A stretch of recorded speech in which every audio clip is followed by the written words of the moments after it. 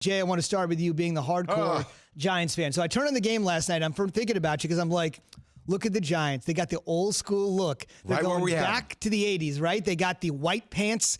They got the Giants across the helmet instead of the NY. They got the red stripe. They look like the old school Giants. Except but alas, they didn't have old school Giant players. No, it was a same old result. Tampa improves to 6-2, their best 8-game start since Keyshawn and the Bucks won the Super Bowl. So you got something in common there. Ooh. They're playing well. It ended well for Keyshawn that year. We'll see how it ends for the Bucks. But guys, everybody's talking about the penalty flag that was picked up. What do you think? I don't think it was a PI.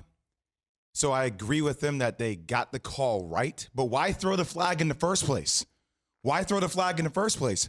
It was a hell of a drive by Daniel Jones. He gets all the way down. They score an incredible touchdown.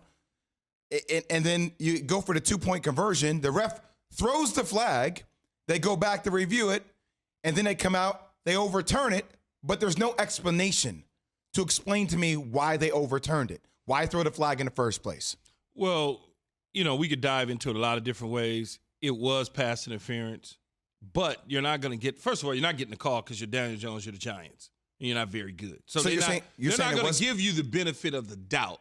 If the ball was slightly thrown behind the receiver, so therefore they're not going to get the flag, even though it was pass interference. He ran into him, so he enabled him to be able to turn around to catch the football.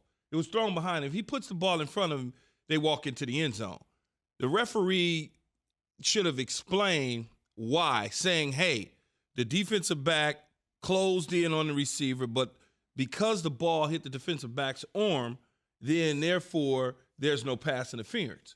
He's allowed to try and catch the football as well. All he had to do was turn his head. If he turns his head, this conversation, we're not even having a conversation, but the fact that he didn't turn his head, he just continued to drive into the receiver. If the ball doesn't touch the arm of the defender, then it's a pass interference, clearly. If the ball somehow gets in front of the receiver and he runs into him, it's pass interference. But because it hit him on the backside and it was slightly thrown behind, they're not going to call that. And on top of that, the Giants aren't good. You know how that goes. You get the benefit of the doubt when you're good. But the ball was thrown late. I mean, the ball was thrown Absolutely a second and a half late. If you throw that earlier, that's a 2-point conversion. Yeah, it's a 2-point conversion for sure. But Daniel Jones threw the ball late. There's no question about it. Here's the bigger issue for me, and I know we'll discuss pass interference, whether the flag was thrown or not. But I'm not going to put this on Joe Judge because the defense held up the entire game. I'm not going to put this on Jason Garrett from an offensive play calling perspective because I think he did a hell of a job mixing it up. The O-line actually held up. This loss goes on number 8. It goes on number 8. It goes on Daniel Jones. Just 2 bad picks that he threw throughout this game, and now at the halfway point, he has 9 interceptions at the halfway point. He had 12 last year. He has 9 now. Well, 9. Yeah, he certainly is not living up to the billing of the next Eli Manning and coming. He's not doing that for sure. When you look at it, though, he threw the 2 picks, like you said, ill-advised. I don't know who the hell he was throwing the football to. Panic. On both. He looks panicked and scared to me when he's out there. So when he sees color, it gets all frantic. Instead of just calm, relax, the pockets are set there for you, step up and throw the ball. He had 1 or 2 good throws in the game. He missed Shepard wide open running down the left sideline.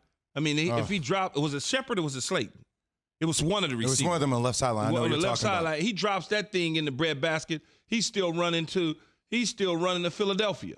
I mean, it's just when you look at it, for a guy to be drafted as high as he was and praised by Dave Gettleman as if he was the second coming, he just didn't play sharp the entire game, and that's one of the reasons the Giants lost the football game. He made some nice throws here and there when he had the time, when he wasn't under somewhat duress.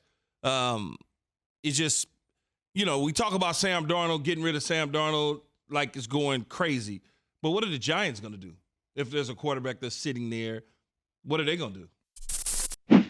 Thanks for watching ESPN on YouTube. For live streaming sports and premium content, subscribe to ESPN Plus right now.